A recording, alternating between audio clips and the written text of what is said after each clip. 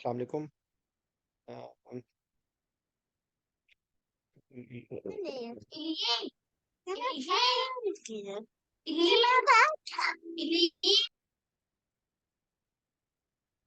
अच्छा, आपका भी वाइवा है अलीशा और Alina.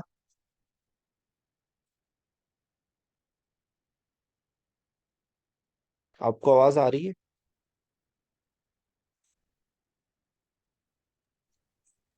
No, sir, I don't have Viva. I'm just here for listening the lecture. Okay okay, आप कौन सा? आयशा आपका वाइवा है, युसरा आपका तो वाइवा है ना? जी सर, मेरा वाइवा है। अच्छा, कोई भी अभी कुछ लोग और जमा हो जाए तो हम शुरू कर देंगे, लेकिन आपको कोई क्वेश्चन पूछना है, कोई बात डिस्कस करनी है तो बताइए। अगर मेरे बस में होगा तो मैं आपको जवाब दूंगा। सर गोल डायरेक्टेड थेरेपी का बता दें। गोल डायरेक्टेड फ्लूइड थेरेपी। हाँ जी, फ्लूइड थेरेपी। देखें, बेसिकली देखें उसको, मैं आपको बताऊं, इसका जो कॉन्सेप्ट है ना, गोल डायरेक्टेड फ्रूट थेरेपी का, वो ये है कि आप किसी भी कंडीशन में, किसी भी एज ग्रुप में, किसी भी उसमें आप एक गोल्स, रियलिस्टिक गोल्स सेट कर रहे हैं और उस हिसाब से आप फ्लूइड दे रहे हैं। ठीक है, बेसिकली ये हमेशा से था। एक था कि कंजर्वेटिव फ्लूइड मैनेजमेंट, एक है लिबरल फ्लूइड मैनेजमेंट, और एक ये है कि आपने मिसाल के तौर पे आपने टारगेट सेट किया है कि इसका अगर हार्ट रेट जो है वो अभी 120 है, और आपको पता है कि ये फ्लूइड डेफिसिट में है, तो आप इतना फ्लूइड दें कि उसका हार्ट रेट 120 से 100 पे आ जाए।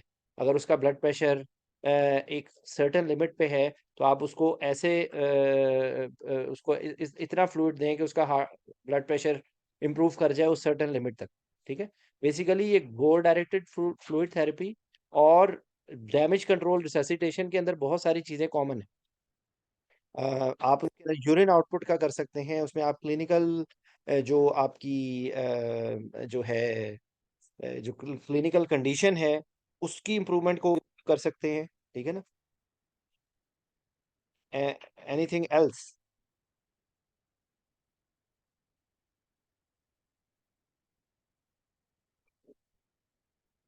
और उसके अंदर अब अगर आपका फ्लूइड से वो गोल्स अचीव नहीं हो रहे ना, तो उसके बाद फिर आप अगले स्टेप में आप अच्छा, इसमें एक और चीज़ भी है। जो गोल डायरेक्टेड फ्लूइड थेरेपी है ना, उसके अंदर आप मॉनिटर कैसे करेंगे? एक मैंने आपको हार्ट रेट, ब्लड प्रेशर और यूरिन आउटपुट बताया, इसके अलावा कोई चीज़ होगी जिससे गोल डायरेक्टेड फ्लूइड थेरेपी जो है वो मॉनिटर होगी? सर कार्डियक आउटपुट स्ट्रोक वाले। जी, ठीक है ना? सर उसके असल अंदर में एक ना डॉक्टर फजल की जो क्लास थी ना, उसमें उन्होंने कहा था कि आप लोग अगर गोल डायरेक्टेड फ्लूइड थेरेपी का बात करेंगे तो फिर आप लोगों को उसके पैरामीटर्स एग्जैक्टली पता होने चाहिए कि क्या पैरामीटर्स है, वरना उसका नाम मत लीजिएगा।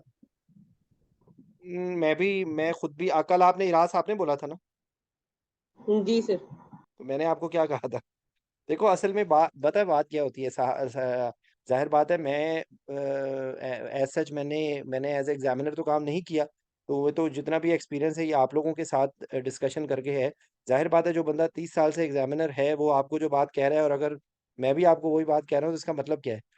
वहां पर पता है, मोटी मोटी चीजों पे, बड़ी बड़ी चीजों पे कोई पास फेल नहीं होता। वहां पर बहुत बेसिक कॉन्सेप्ट्स पे फेल होता है। ठीक है, तो आपको ज़रूरत क्या है? आपको ये टर्मिनोलॉजी उन्होंने सही आपको कहा है।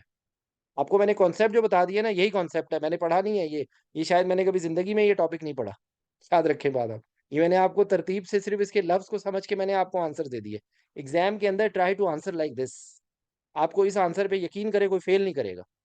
कि basically according to the clinical situation, according to the age, you set up specific parameters.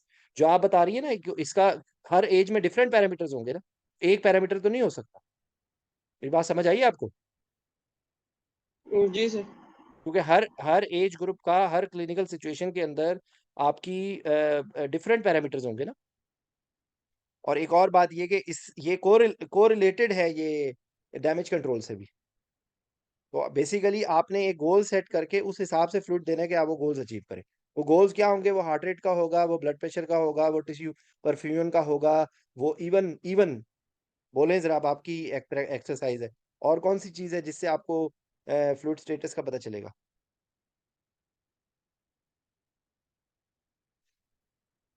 कोई और चीज आती है दिमाग के अंदर?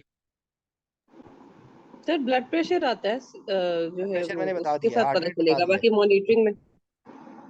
सोचो जरा, अभी आप एक दो बहुत इंपॉर्टेंट बातें मिस कर रही हो। The pressure of central line and also IVC diameter. Very good, ये भी एक बात हो गई, ये भी एक बात हो गई, लेकिन ये भी उस वक्त बोलनी है जब बाकी इससे इससे पहले एक दो बातें और है। ये भी Sir, गोल तो ये तो डायरेक्टेड। हम मॉनिटरिंग में नहीं चले गए, आईवीसी और कोलैप्सिबिलिटी और इस सारों के साथ? आप किस तरह गोल डायरेक्टेड ये फ्लूइड को प्रूफ? पैरामीटर नहीं? नहीं नहीं नहीं, वो आपकी बात ठीक है। पैरामीटर, गोल्स एक ही चीज है, ठीक है। ये ओवर मतलब लाइक ये इन्हीं तरीके से आप बेसिक देखो ना, सिंपल वर्चुअल मीनिंग में गोल डायरेक्टेड फ्लूइड थेरेपी मतलब क्या है कि आप अपने कुछ गोल सेट कर रहे हैं और उनको गोल्स को आप अचीव कर रहे हैं। दो तीन चीजें आपने अभी तक नहीं बोल रही हो, अभी भी नहीं बोल रही हो, आप सोचो जरा। और फ्लूइड के रेफरेंस से एक दो पैरामीटर्स हैं या एक दो और चीजें जो इंपॉर्टेंट है, वो क्या है? Sir capillary temperature. रिफिल, एक urine second, sir, urine output. output, urine output, urine repetition हो output. रही है, रिपीटिशन हो रही है, जो बात है अभी तक किसी कोई नहीं बोल रहा। सर लैक्टिक, कैबरे फिर।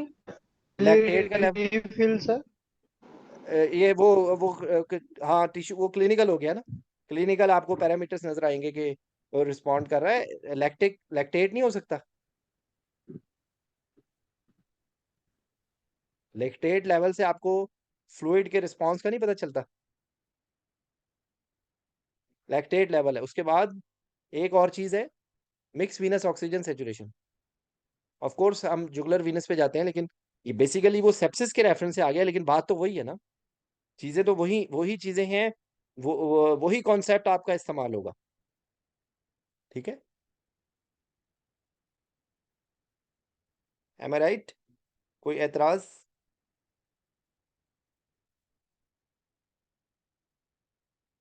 जी। सर ये जो गोल डायरेक्टेड फ्लूइड थेरेपी है, ये मोस्टली हम एनेस्थीसिया रिलेटेड केस कर रहे हैं डिस्कस। और लैक्टेट का तो डिफरेंट सिनेरियो हो जाएगा, वो जस्ट सेप्टिक शॉक से रिलेटेड है। नहीं तैयब, मेरी बात सुनो। जरूरी नहीं है कि ये सेप्टिक शॉक हो। अगर एक पेशेंट डिहाइड्रेटेड होगा ना, तो उसके अंदर भी लैक्टेट लैक्टेट लेवल बढ़ना शुरू हो जाएगा। इट इज नॉट ठीक। Necessarily with reference to sepsis. Yes, sepsis के अंदर तो वो एक मार्कर है ना, मार्कर के तौर पे है।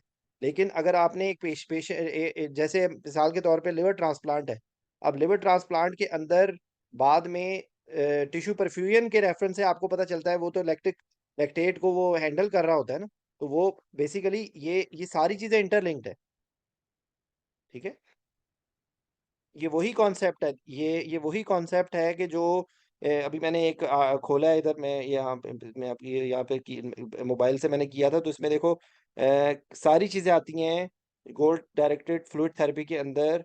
Heart rate, blood pressure, and tidal CO2, CVP, urine output, stroke volume, cardiac output and their derivatives, ठीक है। तो ये सारी चीजें इसी के अंदर आती हैं, ठीक है। तो बेसिकली अगर आपने इतना भी बता दिया ना, तो यू विल पास, ठीक है।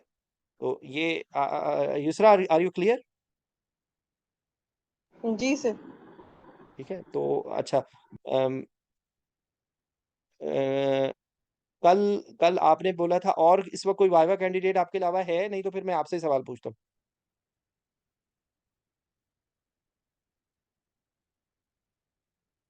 Anyone else is viva candidate other than you और नो?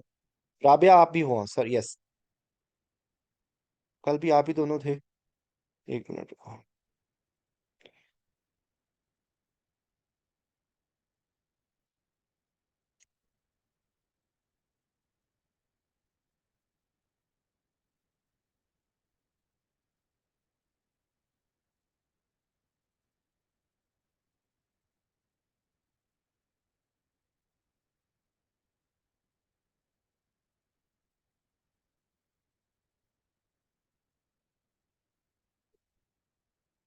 क्विक क्वेश्चन, टीवा क्या होता है? What is TIVA?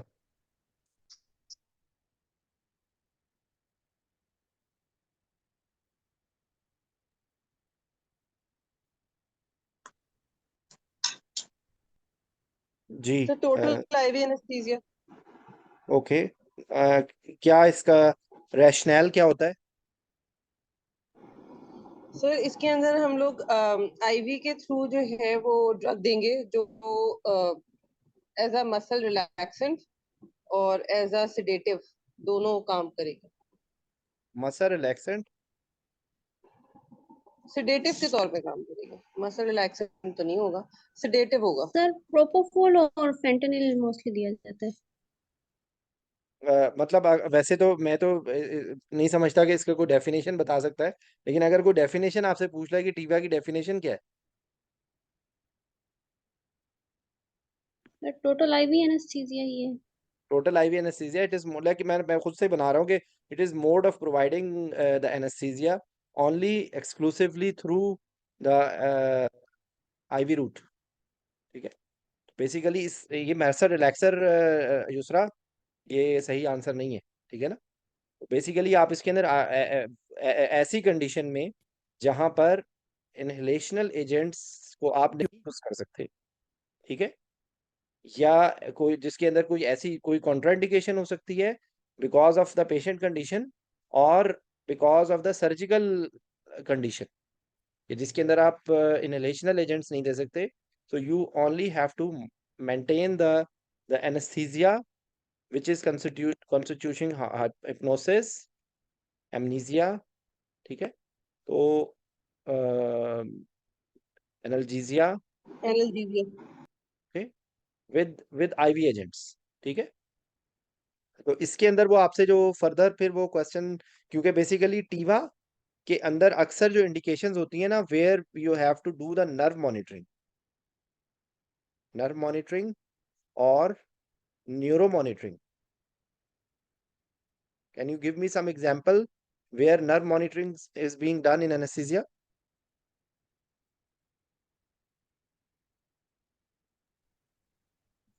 जी, सही वो राइजोटमी वगैरह के अंदर भी होती है जो rhizotomy सर ये क्या चीज? राइजोटमी कहते हैं ना उसे, जिसके अंदर वो जो सर जो स्पेस्टिसिटी होती है सेरेब्रल पाल्सी के अंदर, उसके अंदर वो जो नर्व्स को वो करते हैं। सबसे अब आपने देखो यूसरा आपने बहुत डॉर्सल मुश्किल चीज बता दी है। सबसे कॉमन चीज बताओ ना। थायराइड थायराइड सर्जरी में होती है, ठीक है, जी फेशियल पैरोटिड सर्जरी में होती है, ठीक है, जो आपका जो मैस्टेडेक्टमी होती है उसमें होती है। तो ये दो तीन आप बता सकते हैं, या कोई भी ऐसी सर्जरी जिसके अंदर बेसिकली नर्व को मॉनिटर कर रहे हैं। तो थायराइड, पैरोटिड, मैस्टॉइड, ये तीन तो बहुत कॉमन है। तो उसके अंदर आपने मसल रिलैक्सेंट नहीं देना। After intubating dose you can not give muscle relaxant. ठीक है, एक बात हो गई। दूसरी बात, जैसे अभी किसी ने बताया था ना कि प्रोपोफोल और फेंटानिल या केटामीन। केटामीन, केटामीन जी सर। या रेमी उसके उसके बाद जो है वो इसके अंदर डेफिनेटली लाइडोकेन भी आ जाएगा। मतलब बेसिकली यू आर अवॉइडिंग। अच्छा, जो न्यूरो मॉनिटरिंग के रेफरेंस से होता है वो कौन सी सर्जरीज होती हैं जिनमें न्यूरो मॉनिटरिंग की जाती है? कोई एक दो सर्जरीज का नाम ले।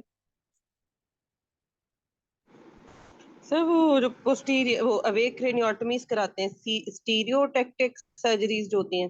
अवेक क्रेनियोटमी, ओके, और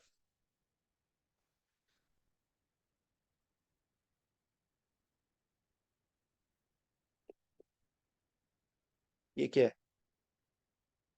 स्कोलियोसिस। ठीक है, स्कोलियोसिस की surgery. Awake craniotomy, not only awake craniotomy, any any surgery in which they want to monitor the ascending descending tracts। ठीक है, तो बेसिकली उसमें इवोक पोटेंशियल्स को मॉनिटर करते हैं और उसके अंदर बेसिकली वो एक न्यूरोफिजियोलॉजी का एक टेक्नीशियन होता है जो कि ये काम करता है। ठीक है, और बेसिकली उसके अंदर ईईजी भी आ जाती है।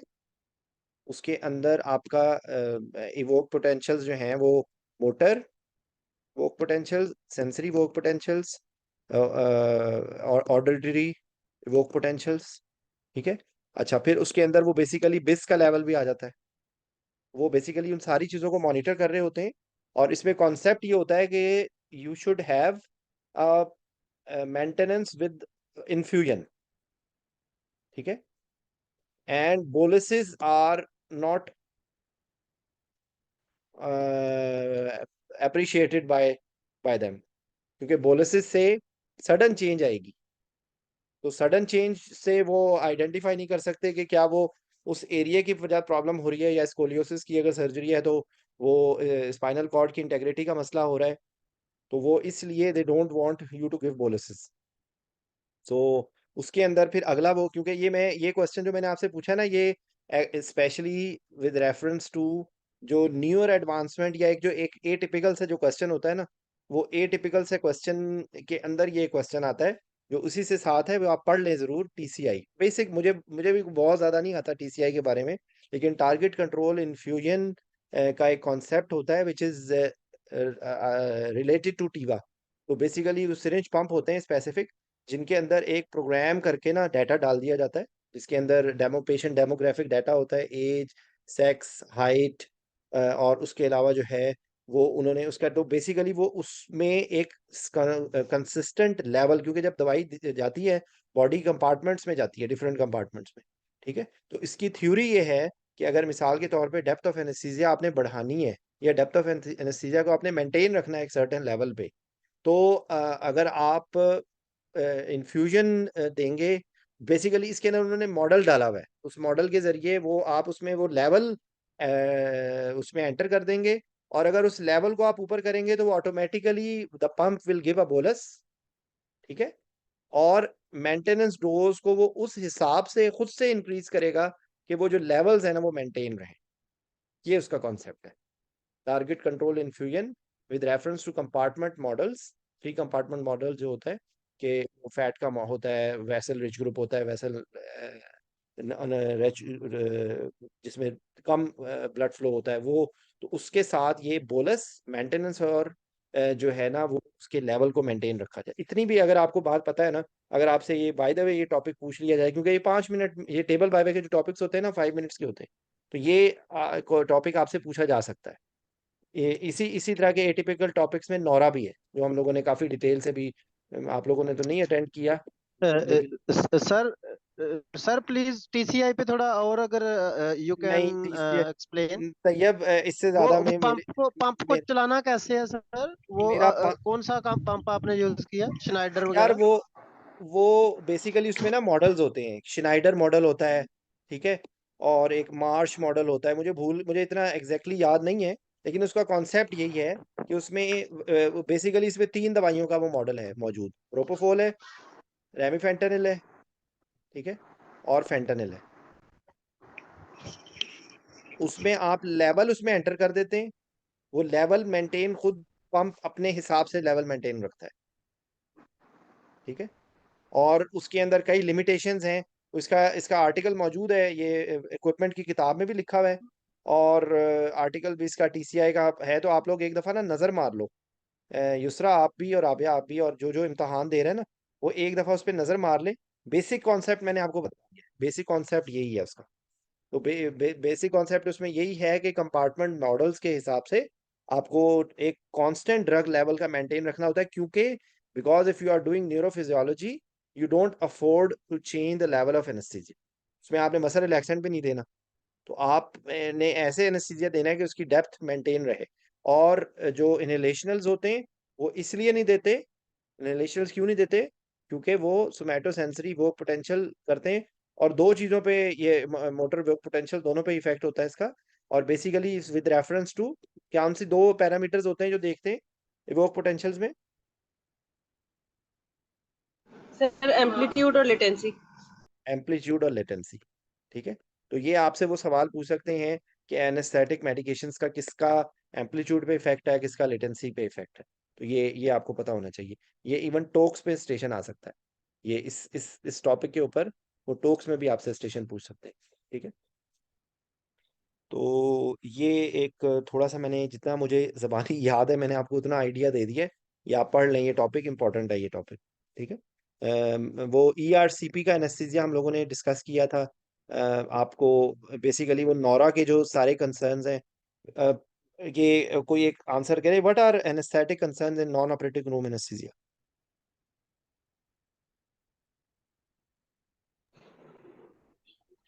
सर सबसे पहले तो रिमोट लोकेशन है, उसके ठीक है, अपने कंसर्न है।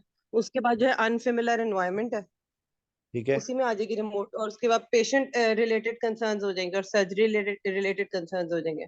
रिमोट लोकेशन के अंदर एक तो अनफेमिलियरिटी हो जाएगी, और हमारे पास सारी चीजें जो हैं वो जो ओटी के हम आदी होते हैं वो अवेलेबल नहीं होती हैं। हम्म, और उसके अलावा जो है वहाँ पे लिमिटेशन इन स्टाफ जो अच्छा, अब कहते आप मैं अब ट्रेन आपकी स्टाफ भी हो जाती है।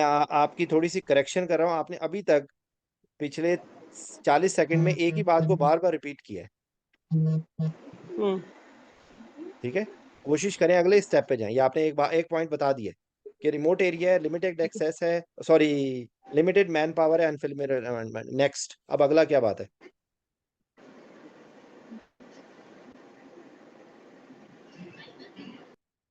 अगली बात बताओ। सर हेल्प जो है वो फॉरेन अवेलेबल नहीं होती, ये भी उसी रिमोट एरिया में आ जाएगा फिर। ये भी उसी में आ जाएगा। बेसिकली यहाँ पर स्पेसिफिक एज ग्रुप और स्पेसिफिक कंडीशंस के पेशेंट आते हैं ना।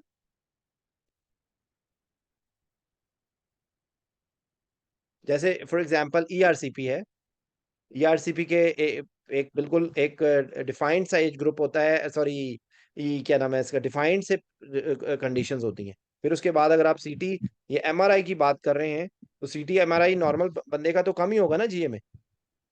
वो ऐसे पेशेंट होगा कि जिसके पीछे वो टिप ऑफ आइसबर्ग है।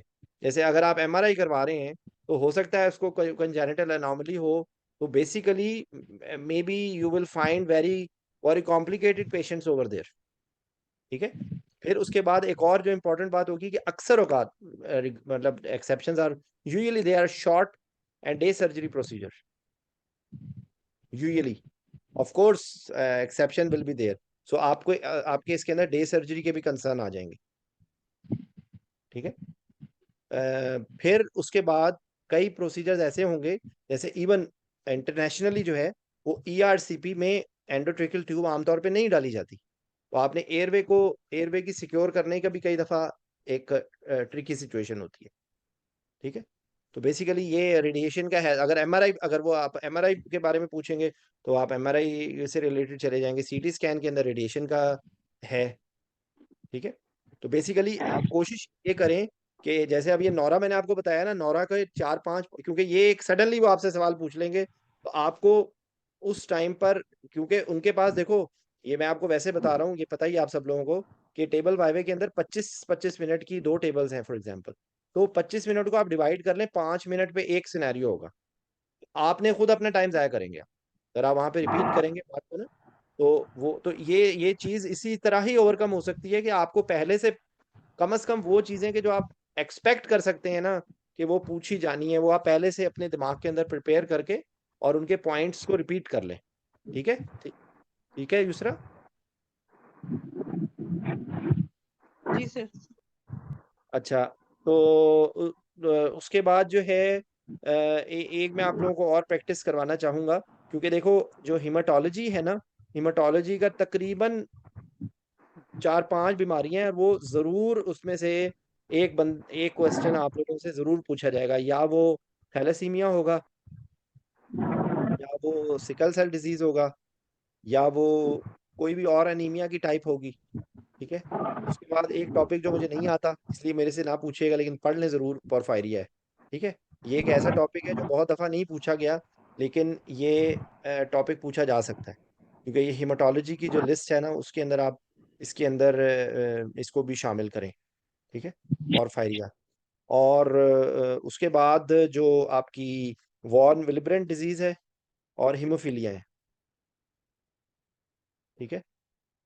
तो ये 4-5 बीमारियां हैं जो कि अक्सर मेरे से थैलेसीमिया पूछा गया था एक एग्जाम में। एक एग्जाम में मेरा पूरा लॉन्ग केस जो है वो एनीमिया पे था। तो मैंने तो 2 दफा इसको किया हुआ फेस। तो ये इसलिए बहुत इंपॉर्टेंट है। ये अक्सर और ये तकरीबन हर एग्जाम में पूछे जाते हैं। तो ये आपको, और एक जो है ना, आप ये भी एक मेरा आपको मशवरा है कि अक्सर औकात वो जब ये डिजीज पूछेंगे ना आपसे, तो वो पहला ब्रेकिंग सेंटेंस ये पूछ सकते हैं क्या होती है सिकल सेल डिजीज, या क्या होता है थैलेसीमिया, या क्या होता है पोरफायरिया। तो आप तमाम डिजीजेस के ना ये ब्रेकिंग सेंटेंस की प्रैक्टिस कर लें कि फर्स्ट गो में आपने क्या बोलना है, क्योंकि प्रॉब्लम ये होती है कि वहां पर टाइम ज़ाया होने लगता है बिला वजह। क्या बताओ भाई, what is sickle cell disease? Sickle cell disease क्या होती है? सर सिकल सेल डिजीज जो है ये मल्टी सिस्टेमिक डिजीज है, कंजेनिटल हीमोग्लोबिनोपैथीज है, और ये ऑटोसोमल डोमिनेंट होती है। इसमें बात मुकम्मल हो गई है? कोई इससे बेहतर बताने की कोशिश करे। आपने Sir, मल्टी it is जी right, sir. Sir, it is a congenital hemoglobinopathy that consists of an autosomal recessive trait because of which it occurs. In it there is faulty beta globin chain formation, which causes the sickling of RBCs under certain stressful environments or stressful conditions. अब आपने ये जो बताया है ना, इसको आप मजीद short कर सकते हैं। यकीन करो कि एक्चुअली बिकॉज इतने मुश्किल, क्योंकि वो कहीं फंसा लेंगे वो आप। अगर मुझे मुझे आज तक अभी जिंदगी में ऑटोसोमल डोमिनेंट और ऑटोसोमल रिसेसिव कभी याद नहीं हुआ। मुझे तो नहीं याद हुआ, आप लोग याद कर लें तो बहुत अच्छी बात है। लेकिन लेकिन बिला वजह अपने आप को फंसाने वाली बात है। आप इसमें सिर्फ अगर आप इतना भी बता देंगे ना कि sickle cell disease is an anaemia because of hemoglobinopathy, because of altered arrangement of amino acid, making the hemoglobin fragile, which tends to sickle under stress. अब बताओ ये आसान है या मुश्किल है? ये कोशिश ये करें, वो आपसे एग्जामिनर वहां से लोगों को, असल में प्रॉब्लम ये है कि वो लोग के जो पास हो जाते हैं वो लोगों को मिसगाइड करते हैं कि जी फलाना लफ्ज सुनना चाह रहे थे वो। ऐसी बात मैं, खुदा की कसम, मैं आपको दावे से कह सकता हूँ कि ये बात बिल्कुल गलत है। कोई वो पागल है कि वो कोई 5वीं जमात का थोड़ी एग्जाम हो रहा है कि वो एक लफ्ज आप नहीं बताएंगे तो आपको फेल कर देंगे। It's not like that. Examiner वहां पे आपको सिर्फ उस वजह से फेल करता है जब आप बिल्कुल गलत बता रहे होते हैं, बिल्कुल आप गलत कॉन्सेप्ट दे रहे होते हैं, किसी एक वर्ड पे नहीं फेल। वो लगता है ऐसा, मैं जब फेल हुआ था ना एक दफा, तो वो एंड पे एग्जामिनर, क्योंकि मेरे से इतना वो ख्वार हो चुके थे कि उन्होंने मुझसे इंसियंस पूछनी शुरू कर दी कि एब्डोमेन की इंसियन। इसने कहा इसको कुछ आता तो है नहीं, तो अब टाइम तो पूरा करना था ना उन्होंने। तो मैंने फेस की हुई ये चीजें, इसलिए मुझे बहुत अच्छी तरह पता है जब आप फेल होते हैं ना तो you deserve to be fail, and when you pass, अगर वो आपको एनालिसिस करके ना, वो तो कोशिश ये करें कि ट्राई टू बी नेचुरल। अगर आप बुकिश लफ्ज बोलने की कोशिश करेंगे, हो सकता है आपको कोई मसला ना हो, बहुत जबरदस्त हो जाए, हो सकता है आप फंस जाए। आई होप अब्दुल राफे आपको समझ आ गई बात मेरी। तो कोशिश ये करें कि आसान आंसर दें, आसान आंसर जिसमें आपको भी प्रॉब्लम ना हो और एग्जामिनर को भी प्रॉब्लम ना हो। क्योंकि अगर आप लंबे कहा में चले जाएंगे ना तो आप इंपॉर्टेंट बात बोल देंगे, भूल जाएंगे। इसी के अंदर ही सिकलिंग के रेफरेंस से अगली आप बताएं कि इसमें सिकलिंग की वजह से 4 तरह के क्राइसिस हो जाते हैं। ठीक है, vaso occlusive crisis, aplastic crisis, sequestration crisis, haemolytic crisis. ठीक है, क्यों? और बाकी जितनी भी प्रॉब्लम्स होंगी ना, वो जो आपसे पूछना चाहते हैं वो उसके बाद पूछ लेंगे। ठीक है, तो ये एक, व्हाट इज थैलेसीमिया? जी अब्दुल राफे बताओ।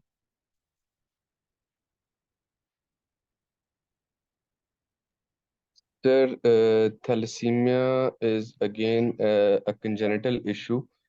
It can be either alpha or beta thalassemia. In case of thalassemia, it can be either major or minor.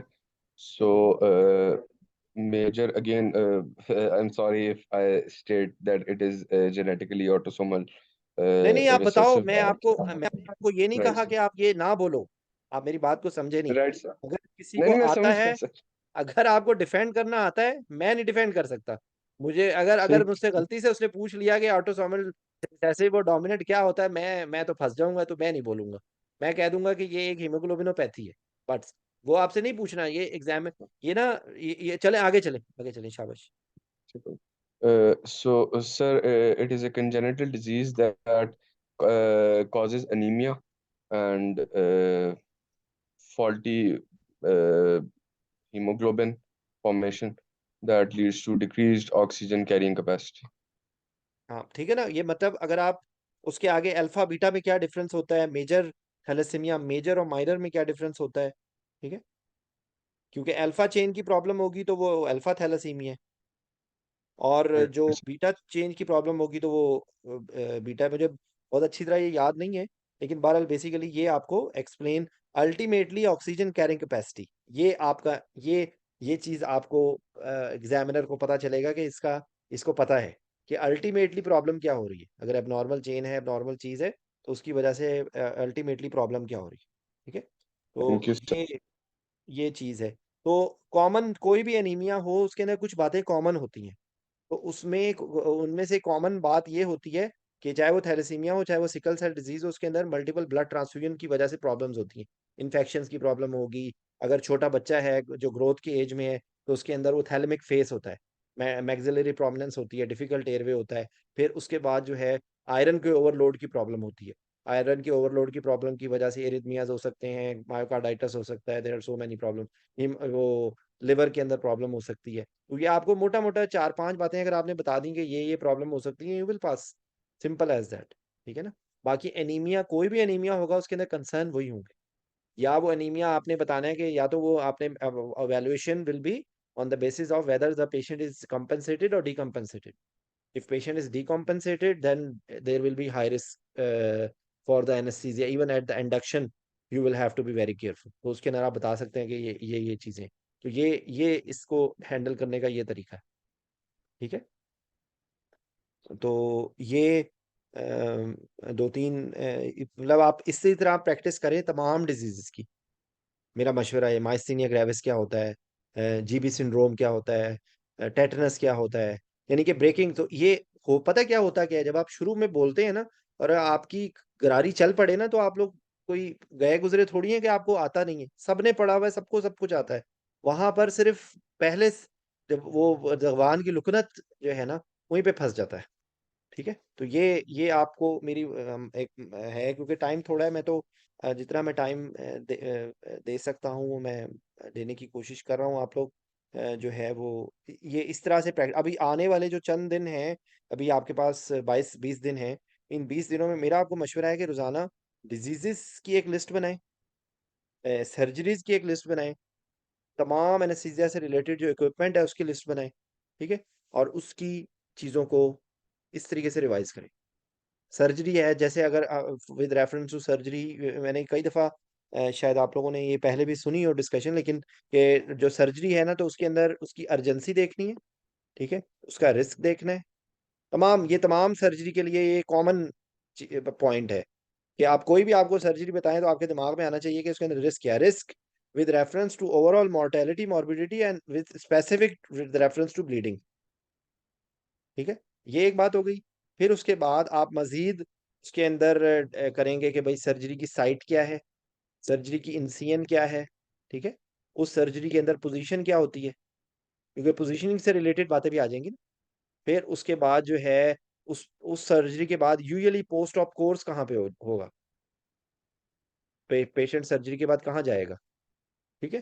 तो ये मैंने इसकी एक फाइल बनाई हुई है, वो मैंने अभी कल परसों भी शेयर की थी, तो आप लोग देख लेना कि बेसिकली एक पॉइंट्स होंगे जो सर्जरी से रिलेटेड होंगे, और कुछ सर्जिकल स्टेप्स होंगे, क्रिटिकल स्टेप, हर सर्जरी के अंदर कोई ना कोई क्रिटिकल स्टेप होता है। जैसे फॉर एग्जांपल लेप्रोटमी है ना, तो लेप्रोटमी में जब वो पेरिटोनियम को स्ट्रेच करेंगे ना तो उसकी वजह से ब्रैडिकार्डिया हो सकता है, ये एक क्रिटिकल स्टेप है, ठीक है।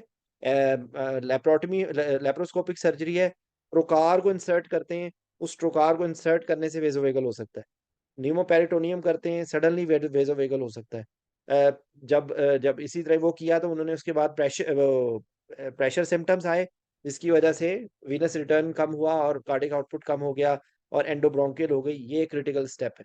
उसके बाद फिर स्लोली ग्रेजुअली वो एब्जॉर्व कर रहा है, तो वो तो बेसिकली इसी तरीके से क्लैंपिंग क्रॉस क्लैंपिंग वाला है, किसी चीज़ में पोजीशनिंग होगी, तो ये क्रिटिकल स्टेप होंगे, हर सर्जरी में आपको कुछ ना कुछ मिल जाएंगे। डीएनसी हो रही है जी, सर्वाइकल डायलिटेशन हो रही है, वो हो सकता है, आई की सर्जरी है, वो हो रहा है, उसकी वजह से ब्रेडिकार्डिया हो सकता है, ठीक है। जो है वो जैसे एक एग्जांपल मैं आपको दे रहा हूँ, एक और न्यूरो सर्जरी, न्यूरो सर्जरी करते हुए एक बहुत क्रिटिकल स्टेप होता है जब वो पेन्स लगाते हैं, तो वो बहुत पेनफुल स्टिमुलस होता है। तो वो उस टाइम पे आपको डेप्थ ऑफ एनेस्थीसिया को आपने मेंटेन रखना है। ये एग्जाम्पल तो आप थोड़ा सा सोचेंगे ना, तो आपको हर सर्जरी में कोई ना कोई क्रिटिकल स्टेप आ जाएगा। तो आप अपनी लिस्ट बनाओ, मैंने एक लिस्ट बनाई हुई है, वो आप उसको देखो, उसके अंदर आपको चीज़ें मिल जाएंगी। तो बेसिकली एक आपका कॉम्पैक्ट होना चाहिए पोर्शन। हाँ, एक और चीज़ इसी से मैं मिस कर गया हूँ, क्योंकि फाइल मैंने ओपन नहीं की हुई है, मैं आपको ज़बानी बता रहा था। एनाल्जेसिया, ठीक है?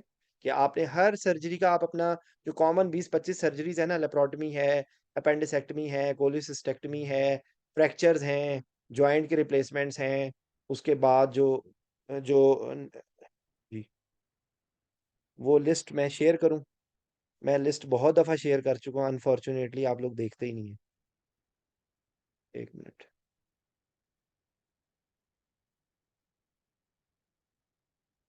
ये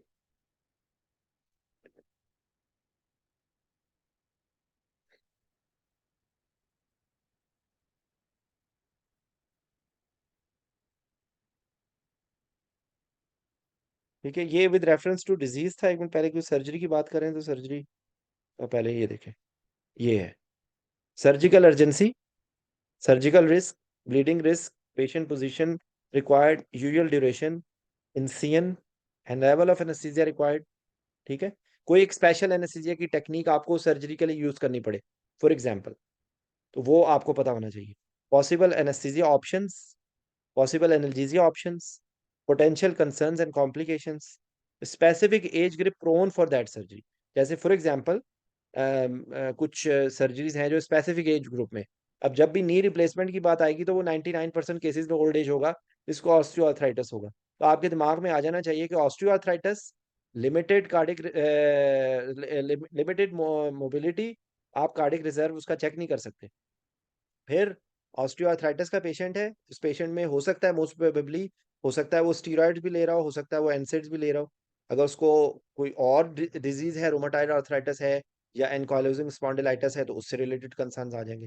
तो ये सिर्फ आपको एक सर्जरी पता चली है, उस सर्जरी से रिलेटेड आपके दिमाग के अंदर ये फौरन एक दिमाग के अंदर ये आना चाहिए। ठीक है, तो ये चीज एग्जाम के अंदर प्रॉब्लम ये होती है कि अगर जब तक आपने इस चीज को थोड़ा सा सोच के प्रैक्टिस नहीं किया, तो ये वहां पे नहीं बता पाते। तो ये चीज ये चीज सबसे बड़ा फेलियर की रीजन यही होती है। सब आप लोगों ने पढ़ा हुआ है।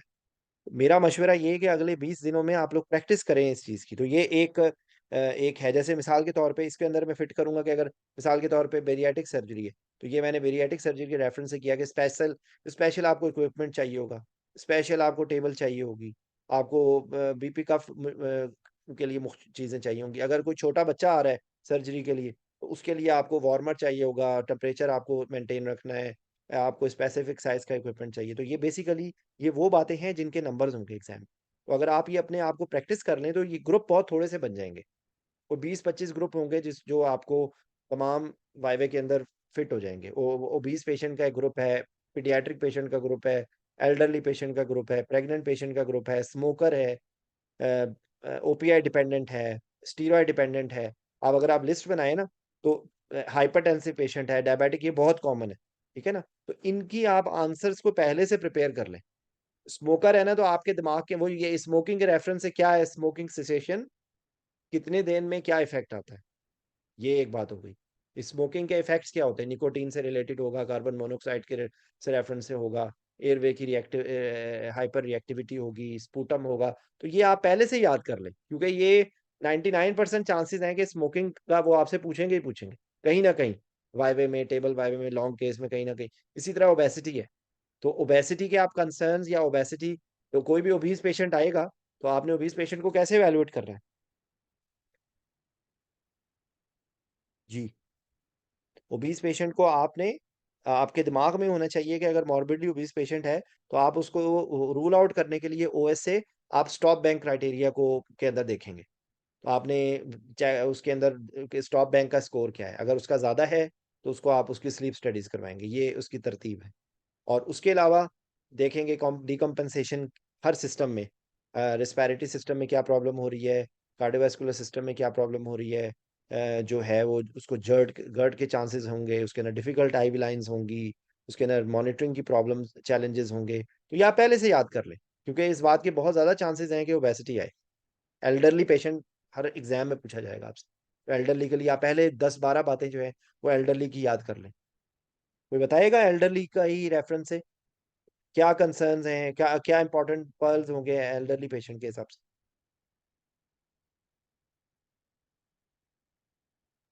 So we can start with the neurological examination. Elderly patients can have Alzheimer's disease or neurological deficit.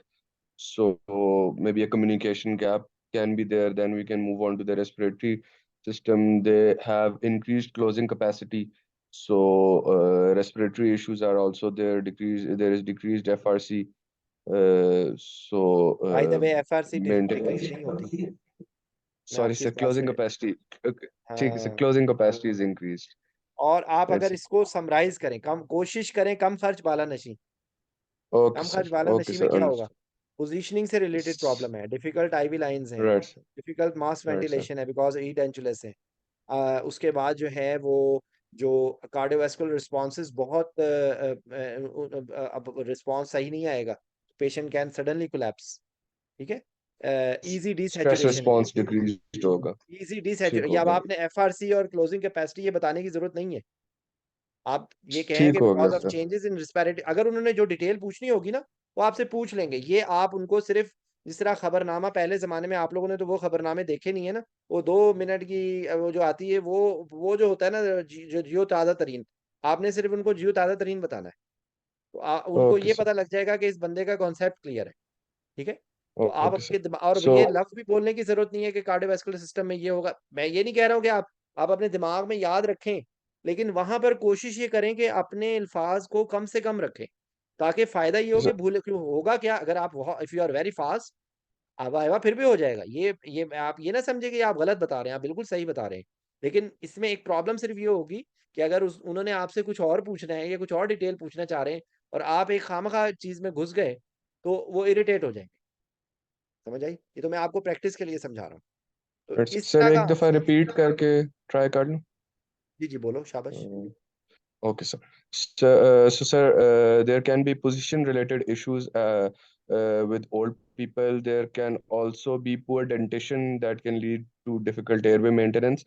There can be respiratory issues that can lead to early desaturation of the patient. And because of poor dentition and facial muscle atrophy, it can lead to difficult mask ventilation. There is also decreased cardiorespiratory reserve, so the patient is not as responsive, or the stress response of the patient is can be decreased to certain critical events. ठीक है, Hopefully ये better, sir. हाँ जी, हाँ जी, बिल्कुल सही। देखो आपको बात समझ आ गई ना? ये सवाल प्रेग्नेंट पेशेंट है। अब कोई और राबिया या युसरा आप बताओ प्रेग्नेंट पेशेंट का इसी तरह का, कि अगर एक क्योंकि वो प्रेग्नेंट पेशेंट का इस तरह आएगा कि एक प्रेग्नेंट पेशेंट जैसे मैं हमारे से एक एग्जाम में पूछा था, प्रेग्नेंट पेशेंट डीके, ये not in Pakistan, Irish exam में, तो प्रेग्नेंट पेशेंट विद डीके। अब आपने क्या बताना हो किस तरीके से प्रेग्नेंट पेशेंट के बारे में, और इसके वेब वॉच के साथ आप ना मैक्सिमम आपके पास 60 सेकंड्स है प्रेग्नेंट Sir, पेशेंट से। because pregnant patient have an aesthetic concern related to a changes in pharmacology as well as anatomy, um, anatomical and physiological responses due to pregnancy. Sir, and she is also diabetic and having एक second, वो diabetic को जी sir. छोड़ दो, अभी आप सिर्फ pregnant patient की बात करें। सर एल्टर्ड उसमें फार्माकोलॉजिकल फिजियोलॉजिकल रिस्पॉन्सेज हैं, तो आप इसमें बोलती आपका जाओ, जो मैं है आप इसकी बोलती जाओ। जी सर। फिर सीवीएस सिस्टम में अगर आ जाए तो उसमें stroke volume, heart rate, cardiac output ये इंक्रीज हो जाएगा, आपकी एसपीआर डिक्रीज हो जाएगी, पल्मोनरी वेस्कुलर रेजिस्टेंस डिक्रीज हो जाएगी, रिस्पिरेटरी में आपकी एफआरसी डिक्रीज हो जाएगी, आपकी मिनट वेंटिलेशन जो है ये इंक्रीज हो जाएगी, आपका टाइडल वॉल्यूम इंक्रीज हो जाएगा। आपका हिमाटोलॉजी में अगर आ जाए तो उनके ऊपर रिलेटिव एनीमिया हो जाएगा, आपके पास थ्रोम्बोसाइटोपिनिया एंड ल्यूकोसाइटोसिस के रिस्क हैं आपके पास जो है। फिर गैस्ट्रोपेरेसिस के जीआईटी में आ जाए गैस्ट्रोपेरेसिस के चांसेस हैं। आपके पास सर बाकी जो है इसमें ड्रग रिस्पांस जो है वो भी आपका मैक जो है वो कम हुई होती है, 50% आपने रिड्यूस ड्रग्स देनी होती हैं। और सर देखो अब पेशेंट आपने जो जो होते बताया हैं। है आपने सही बताया है, लेकिन आप इसको इस तरह इम्प्रूव कर लो कि आपके दिमाग में ये होना चाहिए। तीन ये सबके लिए है, ये एल्डरली के लिए भी यही याद कर लो, पीडियाट्रिक के लिए भी ये याद कर लो, ओबीज के लिए भी ये याद कर लो, ये जो होता है न्यूनेट के लिए भी याद कर लो। What is the change, what is the effect, what how to manage. ठीक है, अब आप सर सोचो जरा एयरवे कि अब का भी कंसर्न था, वो भूल गए। आपके लिए आसान हो जाएगा। ठीक है, जैसे मिसाल के तौर पे चेंज आप जो इतनी लंबी बात बता रही थी उसका ये है कि FRC is decreased, easy desaturation. Effect क्या होगा, FRC चेंज हो गई है, इफेक्ट क्या है, इजी डिसैचुरेशन है। मैनेज कैसे करना है, प्री ऑक्सीजनेशन करनी है। ठीक है, गैस्ट्रोप्रेसिस है, एस्पिरेशन का रिस्क है, सस्पेक्टेड डिफिकल्ट एयरवे, उसकी वजह से इफेक्ट क्या होगा, पेशेंट की एस्पिरेशन की हो सकती है और डिफिकल्ट एयरवे हो सकता है। तो आप मैनेज कैसे करें, ऐसे प्रोफाइलैक्सिस दिया आपने, आपने रैम्प पोजीशन की, आपने रैपिड सीक्वेंस इंडक्शन की। अगर आप इस तरह 4-5 मोटी मोटी चीज़ों को आप इस तरह से कंसर्न को वहाँ पे आपके लिए कोई प्रॉब्लम नहीं होगी। और यही 4 बातें अगर आपने वहाँ पर उनके पास आपसे पूरी वो आपसे पूरी फिजियोलॉजी नहीं पूछ रहे, आपने सिर्फ उनको ये बताना है कि एक प्रेग्नेंट पेशेंट है जिसको कोई भी कंडीशन हो गई है, डीके हो गया है, तो प्रेग्नेंट पेशेंट के लिए पहला जुमला आप ये या एल्डरली पेशेंट के लिए या पीडियाट्रिक के लिए पहला, there is altered physiological pharmacological and anatomical consideration changes which are leading to altered response to the anesthesia management. So we have to be anticipating and managing like this.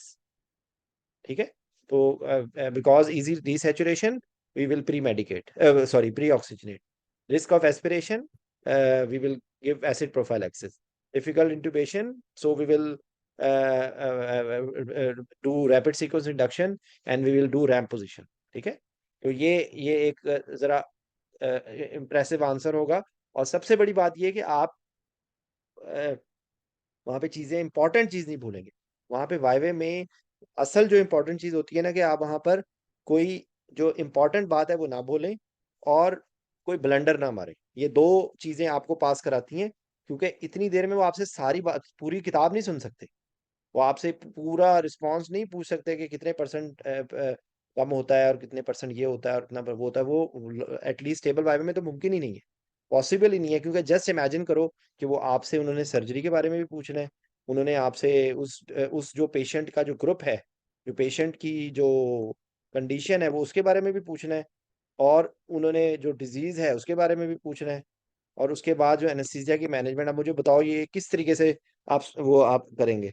ठीक है, तो आपके दिमाग के अंदर फौरन ये फोकस हो जाना चाहिए कि आप एक जुमला बोल के पेशेंट की जो एज ग्रुप है या उससे डेमोग्राफिक चीजें हैं वो बोल दो। अगले जुमले के अंदर आप उसकी जो सर्जरी रिलेटेड बात बता दो, और उसके अंदर कोई कोमॉर्बिडिटी है तो उसके बारे में बता दो। आपकी जिंदगी आसान हो जाएगी। ठीक है, और उससे अगले सर स्टेप ये में रैंप का आपने क्या बताया? रैम्प का नहीं पता। जी सर वो तो पता है, लेकिन डिफिकल्ट एयरवे की वजह से रैंप पोजीशनिंग करनी है। प्रेग्नेंट पेशेंट के अंदर और ओबीस पेशेंट के अंदर रैम्प पोजीशन नहीं करते, रैपिड एयरवे मैनेजमेंट पोजीशन। जी सर ये तो पता है। ठीक है, इसमें चेंज जो है वो आएगा कि मुझे बस ये चेंज का बता दें, इसका नहीं इफेक्ट नहीं, तो। एक सेकंड, देखो ना आपने ये अभी बताया हेडिंग ना के कि नीचे क्या एफआरसी क्या कम लिखना है होती हमने? है, एफआरसी कम जी होती है, सर। एफआरसी कम हो गई, जी सर। लेकिन एयरवे सर की अगर कोई हमसे ये पूछेगा कि आप इफेक्ट और चेंज और मैनेजमेंट एक साथ बताएं तभी हम ये बताएंगे ना, वरना तो नहीं आप नहीं सिर्फ नहीं, खाली सारे मैं आपको चेंजेस बताता बता हूँ, के खत्म। ब्रेकिंग सेंटेंस में नहीं नहीं नहीं, यही यही मैं आपको बता रहा हूँ ना कि आप लोग ये चीज आप ये चीज आपके लिए एक्सप्लेन करना आसान है या मुश्किल है, मुझे बताओ। सर फिर वही आप बता रहे हैं कि टाइम कम है, तो फिर उसमें ये कैसे नहीं सब कुछ नहीं, तो बता देंगे? आपने वही आप वो यही तो मैं आपको बता रहा हूँ कि वो एक चेंज की minute details they don't want. ये एनेस्थीसिया का वाइवा हो रहा है, एनेस्थीसिया के वाइवे में वो आपको क्लिनिकल कोरिलेशन चाहते हैं। वो पूछेंगे अच्छा इसकी वजह से आप क्या करेंगे। मैं आपको गारंटी देता हूँ कि अगर वो प्रेग्नेंट पेशेंट की अव्वल तो ये क्वेश्चन आपसे कोई इस तरह पूछेगा ही नहीं, तो आपको ये जरूरत ही नहीं पड़ेगी कि आपको 5 मिनट की तकरीर करनी पड़े प्रेगनेंसी की चेंजेस पे। ठीक है, ये एक सिर्फ एक टिप ऑफ आइसबर्ग मैं आपको बता रहा हूँ। ये बात ये है कि अगर एक पेशेंट है जिसका प्रेग्नेंट पेशेंट है और उसके कभी भी ऐसा थोड़ी होगा कि सिर्फ एक प्रेग्नेंट पेशेंट की एफसीपीएस पार्ट 2 का वाइवा देने जा रहे हैं ना आप लोग। आपसे कभी भी ये सवाल नहीं पूछेंगे, ये भी मैं आपको बता रहा हूँ। ये मैं आपको इसीलिए ये मैंने ये पॉइंट आपको सिर्फ छेड़ा है कि अगर वहां पर आपने हो सकता है आपका इसी से ही जान छूट जाए, इस जुमले से। ठीक है, अगर वो उसके बाद आपसे पूछे तो आप एक दो बात आप बता के आगे चल पड़े, क्योंकि आपसे कोई भी नहीं पूछेगा। ये मैं आपको चैलेंज कर रहा हूँ इस बात का कि कोई भी डिटेल में नहीं पूछेगा कि कितने परसेंट चेंज वो होती है, कितने परसेंट वो। अगर होगा क्या, क्योंकि आप लोगों के लेवल पे सवाल क्या आएगा, pregnant patient with mitral valve disease. ठीक है, तो आपने उसमें ये बताना है कि this pregnancy is already a physiological, pharmacological, anatomical changes which make anesthesia management difficult with reference to difficult airway, aspiration risk and this। ये आपका 30 seconds में ये जुमला खत्म हो जाएगा। And now with reference to mitral valve disease और stenosis है या है, उसके अंदर की बात आप बताने शुरू कर देंगे कि with reference to mitral stenosis we have to see the severity and end organ damage because of mitral valve disease। ये जुमला याद कर लें, severity and end organ damage because of mitral valve disease। वो क्या है जी, severity कैसे देखेंगे, वो आपसे पूछ सके अच्छा कैसे देखेंगे, clinical sign symptoms and echo with reference to size of the valve, transvalvular pressure gradient, clinical sign symptoms of decompensation। ठीक है, ये आपका आंसर मुकम्मल हो जाएगा। और उसके बाद presence of if there is any chamber clot, so may be patient is on warfarin. ठीक है, तो वो वारफेरिन प्रेगनेंसी के अंदर किस तरह मैनेज करते हैं, वो हो सकता है वो आपसे पूछ लें। ठीक है, और मतलब वो आगे उन्होंने जो चलना होगा वो आपसे पूछते जाएंगे। तो एंड ऑर्गन डैमेज का क्या मतलब है, and organ damage mitral valve disease में या किसी भी वेल्वुलर डिजीज में क्या हो सकती है। कल कल भी मैंने यही जुमला बोला था आपको, यही मैंने बताया था कि अल्टीमेटली लंग्स में प्रॉब्लम हो जाती है और अल्टीमेटली राइट हार्ट फेलियर हो जाता है। यानी कि बेसिकली लेफ्ट हार्ट की प्रॉब्लम हो रही है, अगर माइट्रल वेल्व है या एओर्टिक वेल्व है, वहां से प्रॉब्लम स्टार्ट होगी, पीछे की तरफ जाएगी, इधर से लेफ्ट वेंट्रिकल भी प्रॉब्लम में आएगा, चैम्बर्स के अंदर क्लॉट भी बन सकता है, एट्रियल फिब्रिलेशन अगर होगी तो पेशेंट कार्डिक आउटपुट नहीं मेंटेन कर सकेगा। ठीक है, तो ये उसकी पैथोलॉजी है। तो आपने ये बता के अगले स्टेप में वो आपसे पूछेंगे कि क्या करना है, तो भाई आपने इसमें एक तो इन्वेसिव मॉनिटरिंग की जरूरत होगी और आपने जो है वो उसका एसवीआर को मेंटेन रखना है। आपने कार्डिक आउटपुट, क्योंकि कार्डिक आउटपुट जो है वो is maintain on with the very limited margin of error. तो अगर आप उसका टैकीकार्डिया होगा या उसका जो विनस रिटर्न सडनली कम हो जाएगा, तो regional anaesthesia will not be a good choice. क्योंकि इस पेशेंट में अगर आप सडन सिम्पैथोलिसिस कर देंगे तो उसमें एसवीआर कम हो जाएगी, तो पेशेंट का कार्डिक आउटपुट मेंटेन नहीं हो पाएगा। ठीक है, तो ये अगर आप इस प्रॉब्लम ये है कि ये डिस्कशन बेस्ड है चीज़, वहां पर अगर आप लोग किताब बताना शुरू करेंगे तो आप भूल जाएंगे। ये मुमकिन ही नहीं है कि आप किताब, ये देखें, यही real time scenario table by by का क्वेश्चन आ सकता है ना युसरा, कि माइट्रल स्टीनोसिस का पेशेंट है, 28 वीक प्रेग्नेंट है, उसको आ गई, आप कैसे उसको एनेस्थीसिया, यही सवाल पूछेंगे ना वो आपसे। तो आप अगर उनको ब्रेकिंग सेंटेंस में ये बातें बता देंगे, आप पास हैं। मैं कहीं पत्थर पे लिख के देने को तैयार हूँ, अब आपको कोई फेल नहीं कर सकता। एग्जामिनर्स वहां पर आपका सिर्फ ये देख रहे होते हैं कि इसका कॉन्सेप्ट क्लियर है या नहीं। वो छोटी छोटी चीजों पे उस वक्त आप फंसते हैं जब आपका ब्लंडर मार रहे हैं, तब आप मैं मेरे से माइस्थीनिया ग्रेविस में उन्होंने पूछा था ice pack test. I am 100% sure कि कोई और मेरी जगह होता, वो जाके कहता कि देखो मेरे से आइस पैक टेस्ट पूछा था और मुझे फेल कर दिया। हालांकि मैं आइस पैक टेस्ट की इस वजह से फेल नहीं हुआ था।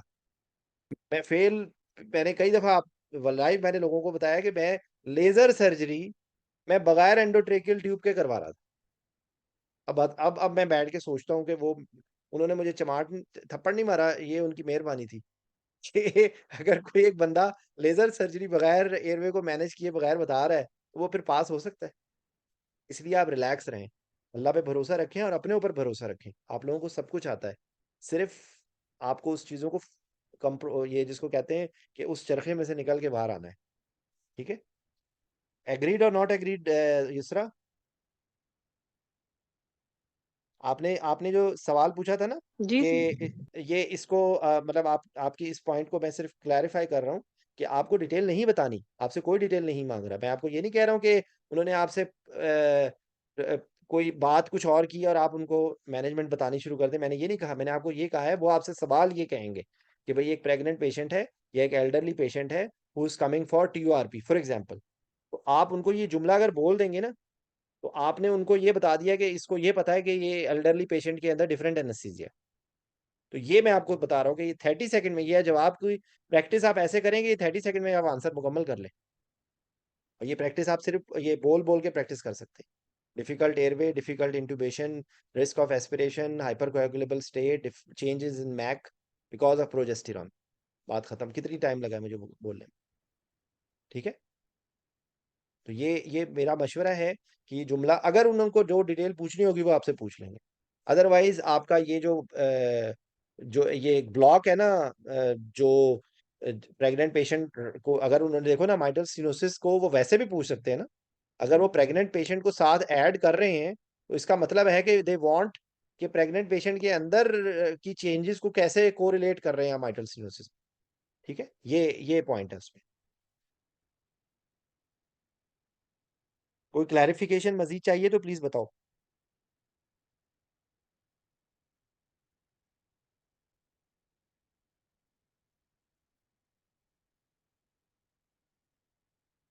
ठीक है, ठीक है सर।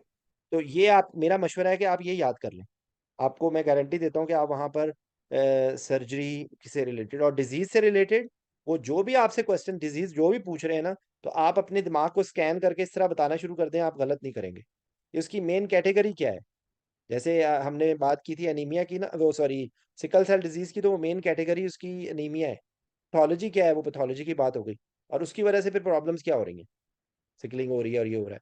उसके बाद डायग्नोसिस ऑफ डिजीज कैसे, ये वो सवाल पूछ सकते हैं कि जैसे सिकल सेल डिजीज को अगर इसमें फिट करूंगा मैं, तो वो सिकल सेल डिजीज के अंदर क्या क्या सवाल पूछ सकते हैं वो आपसे, बताओ प्लीज।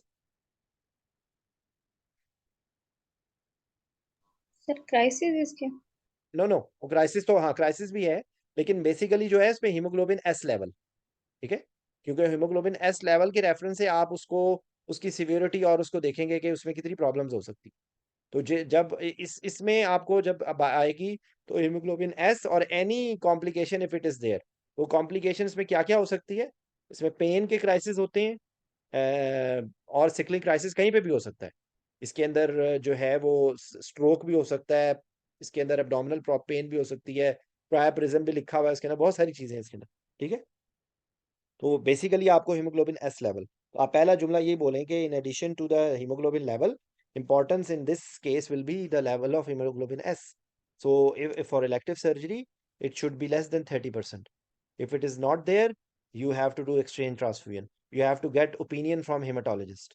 That's it. ठीक है, तो जाहिर बात है अगर एक एमरजेंट सर्जरी है फिर तो आपने कराना ही कराना है। अगर एमरजेंट सर्जरी होगी तो आप उसको ब्लड ट्रांसफ्यूजन देंगे और आप उसके मजीद सिकलिंग को अवॉइड करेंगे और एक्सपेक्ट हाई रिस्क कंसेंट होगी, ICU का बेड होगा। That's it. ठीक है, तो ये इस रेफरेंस से है। और जो भी डिजीज वो कोशिश को सोचें कि इसमें कोई एयरवे की प्रॉब्लम तो नहीं, तो हर डिजीज में कहीं ना कहीं घूम फिर के एयरवे आ जाएगा। चाहे वो डायबिटीज मेलाइटस के रेफरेंस से हो, चाहे वो airway hypertension patient, hypertensive patient है, एयरवे की प्रॉब्लम नहीं है, लेकिन तब भी एयरवे की प्रॉब्लम है कि एयरवे में जब आप मैनिपुलेशन करेंगे तो जो है वो लेरिंगोस्कोपिक स्ट्रेस रिस्पॉन्स आ जाएगा। या तो वो उसकी मैनेज, या तो उसकी डिफिकल्टी होगी या उससे रिलेटेड प्रॉब्लम होगी। तो आप अपनी उसको फोकस आपका गलत नहीं होगा। ठीक है, कार्डिक प्रॉब्लम, इसमें कार्डिक प्रॉब्लम हो सकती है, एनीमिया के रेफरेंस से कार्डिक प्रॉब्लम है, रिस्पिरेटरी सिस्टम। आप बाकी जाहिर बात है हर डिजीज में हर चीज नहीं आएगी, लेकिन आप अपने दिमाग के अंदर रखेंगे जैसे इसके अंदर कार्डिक रिस्क है, इसके अंदर कार्डिक डेफिनेटली एनीमिया के रेफरेंस है। पल्मोनरी रिस्क है, इसके अंदर इन्फेक्शंस होते हैं। रीनल रिस्क है इस पेशेंट के अंदर, रीनल रिस्क तो इतना ज्यादा नहीं है, लेकिन बहरहाल बेसिकली ये मैंने आपको एक सिर्फ फॉर्मेट बताया है। अब आप इसके अंदर चीजों को फिट कर सकते हैं, हर डिजीज में हर चीज नहीं आएगी, किसी में आएगी, किसी में।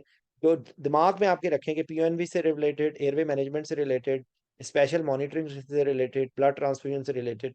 ठीक है, और अगर कोई पोस्ट ऑपरेटिवली कोई कॉम्प्लिकेशन, जैसे मिसाल के तौर पे एक एग्जांपल मैं आपको सिर्फ दे रहा हूँ, ये सिर्फ जस्ट कि वहां पर आपके दिमाग में होना चाहिए कि मैस्टेक्टमी अगर है ना, तो मैस्टेक्टमी को अंदर आप ये जुमला अगर बोलेंगे ना, तो they will be very happy, क्योंकि mastectomy is one of the factor for chronic pain, sorry जो क्रॉनिक पोस्ट सर्जिकल पेन।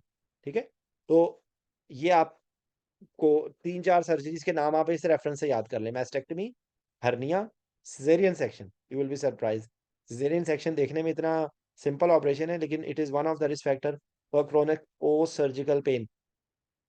ठीक है, तो ये इस तरीके से। तो बाकी ये है कि ये क्या चीज़ है आपकी, प्री मेडिकेशन किन कंडीशंस में देनी है, मॉनिटरिंग से रेफरेंस से है, इंडक्शन एजेंट आपके दिमाग में होना चाहिए कि कौन कौन सी कंडीशंस हैं जिनमें नॉर्मल इंडक्शन एजेंट नहीं देना। तो आपको पता चल जाएगा कि कोई अगर शॉक में पेशेंट है तो आप उसमें केटामिन मिडाज़ोलैम का नाम लेके दे रहे हैं, और अगर कोई कार्डिक पेशेंट है तो उसके नाम पे टॉमिडेट का नाम ले रहे हैं, और साथ आपको उसकी काउंटर आर्गुमेंट भी पता होना चाहिए कि उसके अंदर क्या प्रॉब्लम है। टॉमिडेट में जो है वो एड्रीनल सप्रेशन होता है और उससे मायोक्लोनस होता है, और रैपिड सीक्वेंस इंडक्शन के लिए बहुत अच्छा एजेंट नहीं है।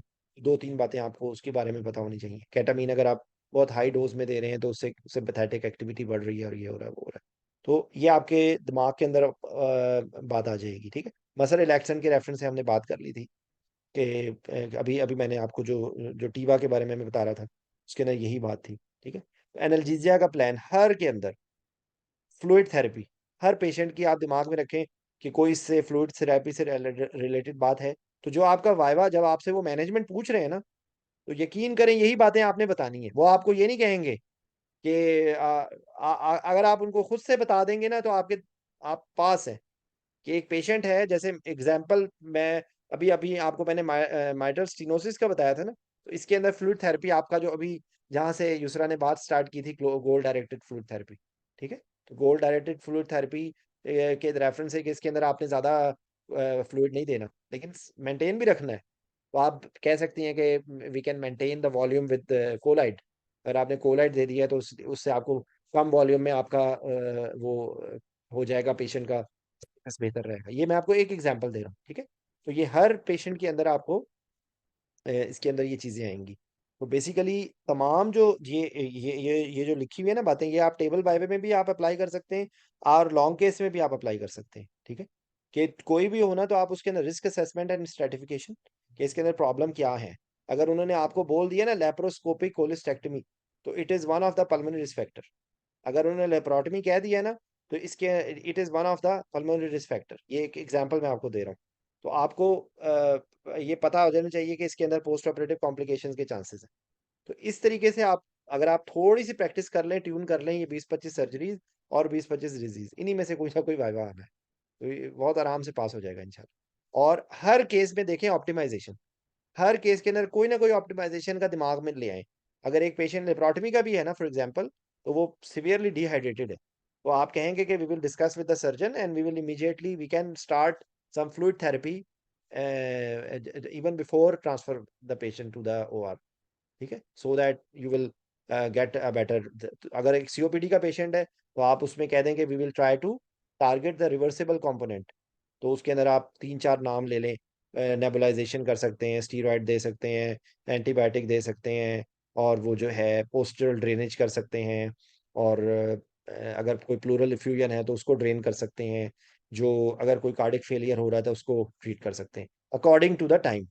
आपके पास कितना टाइम है, तो आपका सीओपीडी की ऑप्टिमाइजेशन ये है कि you will target the reversible component of the disease. ठीक है, तो अगर हाइपरटेंशन है या डायबिटीज है तो आप सोचें हर हर डिजीज के अंदर कुछ ना कुछ आपको ऑप्टिमाइजेशन मिल जाएगी। मायसीनिया ग्रेविस है, अगर उसके अंदर कोई सिम्टम्स हैं तो वो आप उसको टारगेट कर लेंगे दवाइयों को ऊपर नीचे करके। वो अगर एनीमिया है तो एनीमिया को करेक्ट कर लेंगे। ठीक है, तो ये इसका मकसद है। तो आप अपने दिमाग के अंदर ये हर डिजीज के अंदर रखें कि ऑप्टिमाइजेशन कोई हो सकती है। एंटिसिपेशन ऑफ कॉम्प्लिकेशंस, ये भी पहले ही मैंने सारी बातों में ही है कि आपको हर सर्जरी हर डिजीज के अंदर पहले से पता होगे इसके अंदर एंटिसिपेशन क्या हो सकती है। एक आप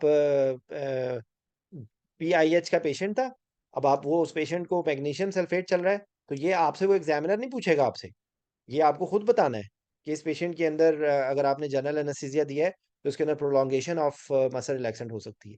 ठीक है, इसी तरीके से बाकी डिजीज में हर हर डिजीज में आपको कोई ना कोई चीज पता होनी चाहिए कि इसके अंदर क्या एनेस्थीसिया की कॉम्प्लिकेशन होती है। और प्रैक्टिकली हम यही करते हैं। पार्किंसन डिजीज का आ गया है, तो आपके दिमाग में आपने एंटी डोपामिनर्जिक ड्रग्स नहीं देनी, सिक्रीशंस बढ़ती हैं, एस्पिरेशन का रिस्क होता है। तो हर आप 50, 20, 25, 30 जितनी डिजीजेस मोटी मोटी हैं ना जो इम्तिहान में पूछी जा सकती हैं, उनका आप प्रिपेयर करें। एपिलेप्सी है, 1 मिनट के लिए, क्योंकि एपिलेप्सी एपिलेप्सी में क्या आपको देखना होगा एपिलेप्सी के पेशेंट में जो आ सकता है ना, वो और आपको बहुत लंबी टाइम नहीं है आपके पास।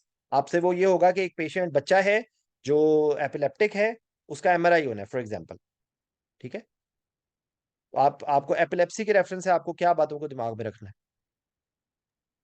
The drugs that the patient is taking, their very interaction good. with the anesthetic drugs, और वो क्या है, वो uh, सर इंटरेक्शन क्या होता है? लास्ट फिट्स कब पड़े थे उसके?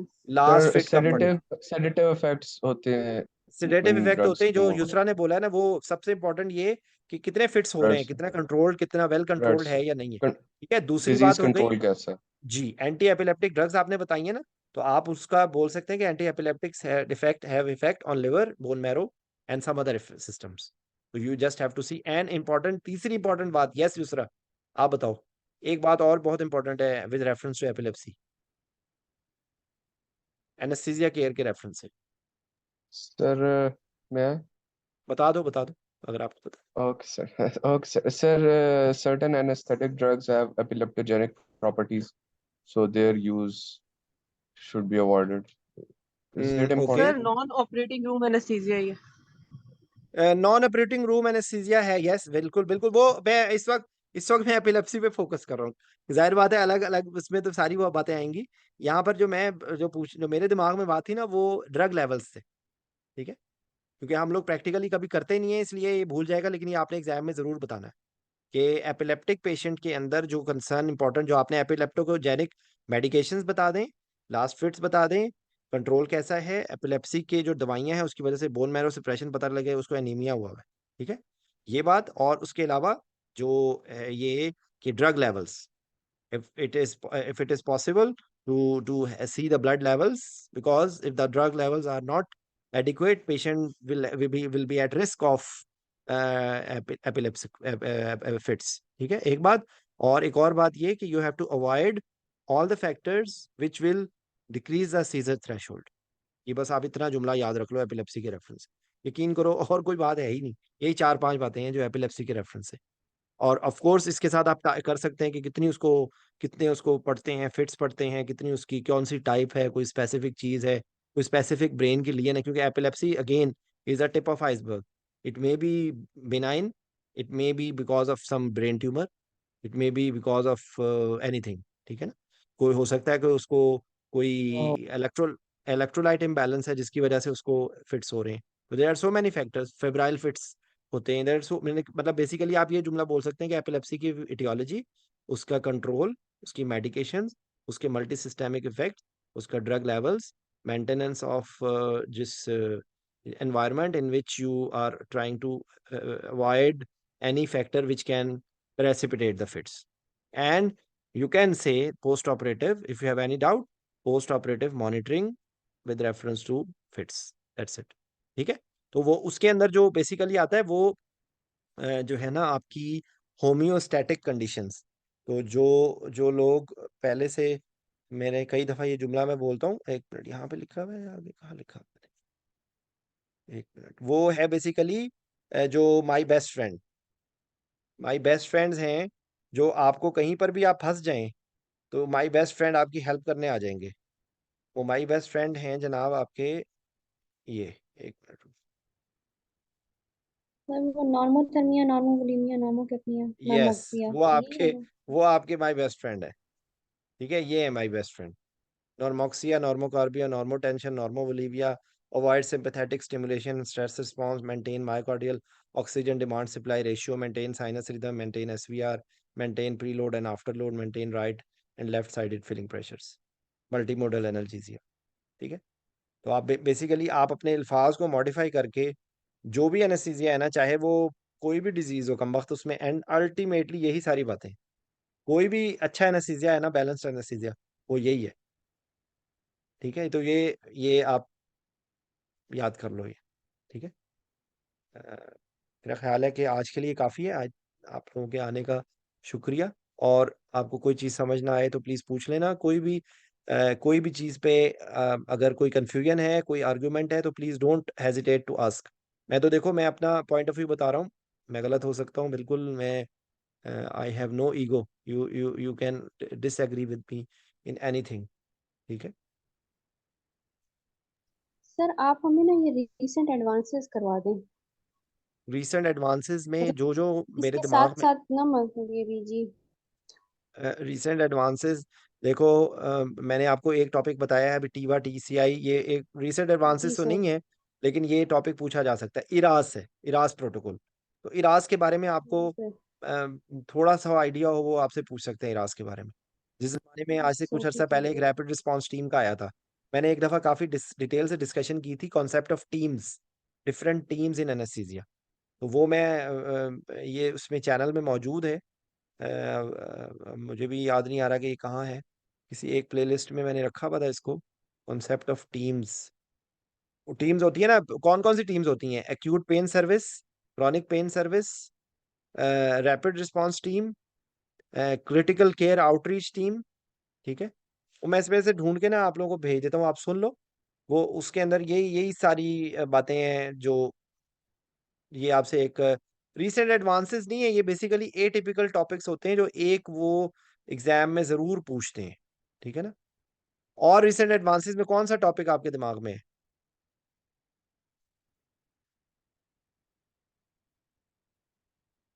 जी, So maybe the latest ACLS guidelines. देखो एसीएलएस गाइडलाइन में कौन सी चीज तब्दील हुई है 2020 में? मेरा नहीं ख्याल कि कुछ कोई ऐसी कोई एक्स्ट्रा चीज तब्दील हुई है। कोई चीज Right. तब्दील हुई? देखो, मुझे जो जितना मुझे याद है, वो मैं लाइडोकेन और अमेडोरोन कर दिया, वो एक वेंट्रिकुलर टैकीकार्डिया में। पहले वो पहले वो लाइडोकेन कहते थे, और उसके बाद फिर अमेडोरोन कहते थे। अब उन्होंने लाइडोकेन और अमेडोरोन कर दिया।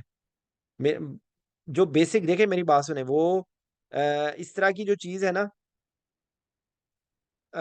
एग्जैक्टली ये आपने अच्छा पॉइंट बताया एसीएलएस का। मैंने असल में, पता है, जब बंदा थोड़ा सा जैसे स्टेज पे मैं हूं ना, लेजी हो जाता है। ये अब अगर कोई बहुत major change, I don't think so कि कोई मेजर चेंज है 2020 में। या आप इसको ना लिखें मेजर चेंजेस में, ये मैं चेक करके आपको कल बता दूंगा ये, ठीक है। ये मैं इंशाल्लाह चेक Thank कर you, sir. लूंगा, ठीक है। Okay, sir. Thank you. यहाँ पर, यहाँ इसमें ना मैंने सर्जरी, और आपको ना, एक मिनट, किधर गया, सर्जरी बेस्ड डिस्कशंस में ना बहुत सारी सर्जरीज को डिस्कस किया था, किधर गया ये?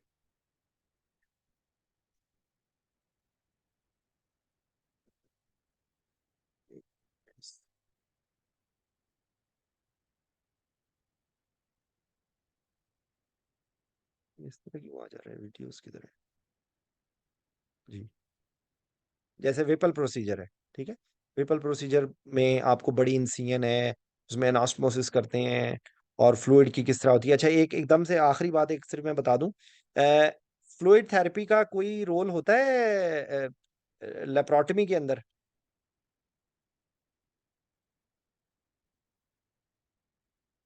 जी, any comments? Sir, I think होता है क्योंकि हम्म मैं सर बेसिकली, आपके मेजर जी, लॉसेस हो रहे होते हैं हम्म रिप्लेस करने। रिप्लेस हम्म कर रहे होते हैं। अच्छा, लेकिन इसमें एक हम्म जहन में रखें बात, कि एक सिर्फ इसके अंदर पॉइंट है कि एपिड्यूरल अक्सर अक्सर क्या पहले लगाया जाता था, अब तो खैर आहिस्ता आहिस्ता एपिड्यूरल की जगह पे बहुत सारी चीजें ऐसी आ गई हैं कि जिसमें एपिड्यूरल की को ऑब्सोलीट हो जाएगा। मेरे ये स्टेटमेंट है, मे बी मेरा सर पकड़ लें लोग, लेकिन मेरे हिसाब से epidural is is will be history after few decades, ठीक है।